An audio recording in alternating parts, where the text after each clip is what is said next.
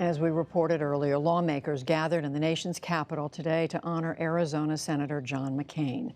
Leaders from both parties spoke fondly of their colleague, but few in Washington were closer to him than his longtime aide, Mark Salter. And Mark Salter joins us now.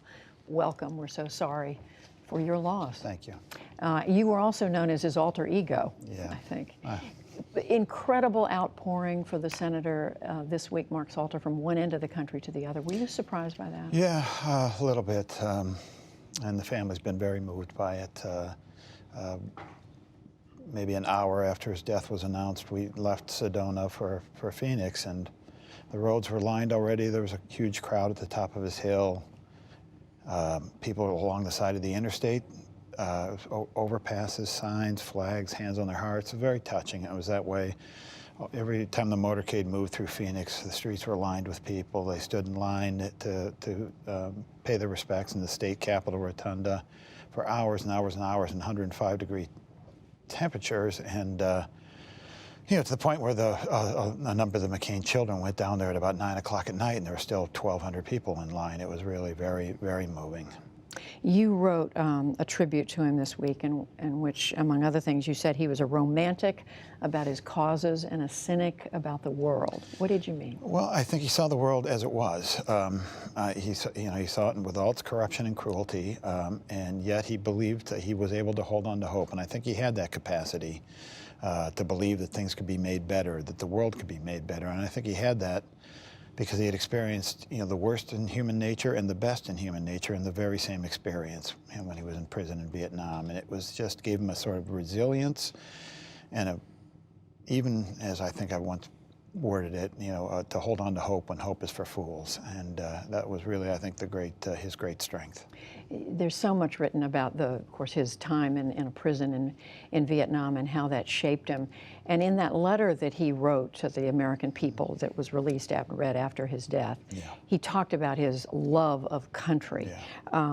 Explain that to people. I mean, we all think we love this country. What did he mean by that? Well, he loved its values. He loved its ideals, its founding ideals. He loved that it wasn't a nation of a particular ethnicity, that it was a nation built on ideals, and that those ideals were universal, and that everyone deserved to have the rights, that those ideals grant you.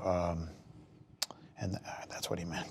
And another thing in that letter that I think stands out, he talked about we're a great nation, but we weaken our greatness with tribal rivalries. And then he went on to say we weaken it when we hide behind walls. Yeah. He seems to be referring to President Trump. I mean, the arguments that President Trump or some of President Trump's supporters aren't new. They've been around in our history before. And he's long addressed them. That line about we don't live behind walls, we tear them down, he's been delivering since the Berlin Wall came down. That's what he believes in, the power of our ideals to transform the world, not to fear the world.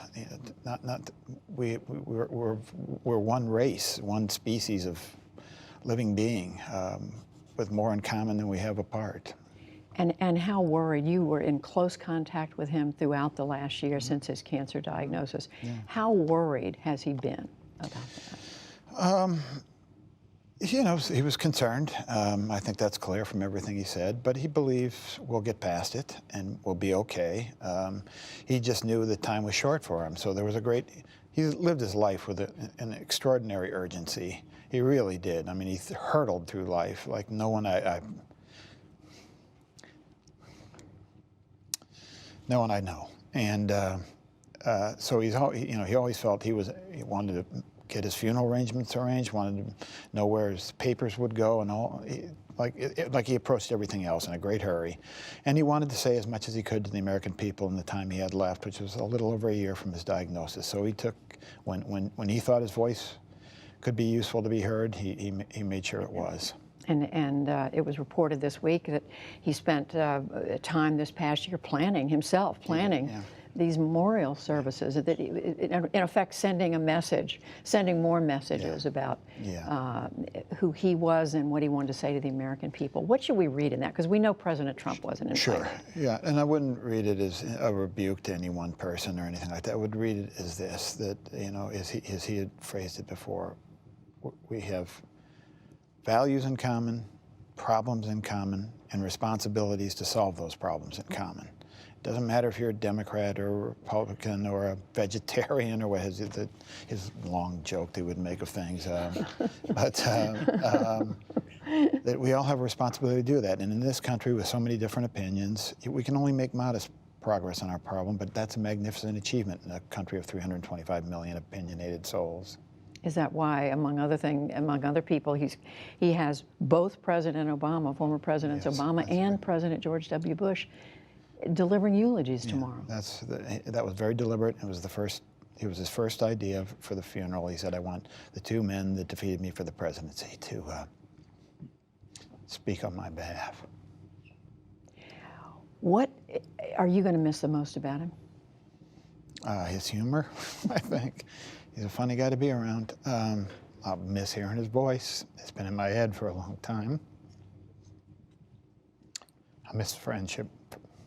What do you think he'd be saying right now about all these tributes? He'd tell me to stiffen up, is what he'd say to me right now, but I think he'd be very moved by it. Mark Salter, who was a close friend of Senator John McCain, thank you very much. Thank you, Judy.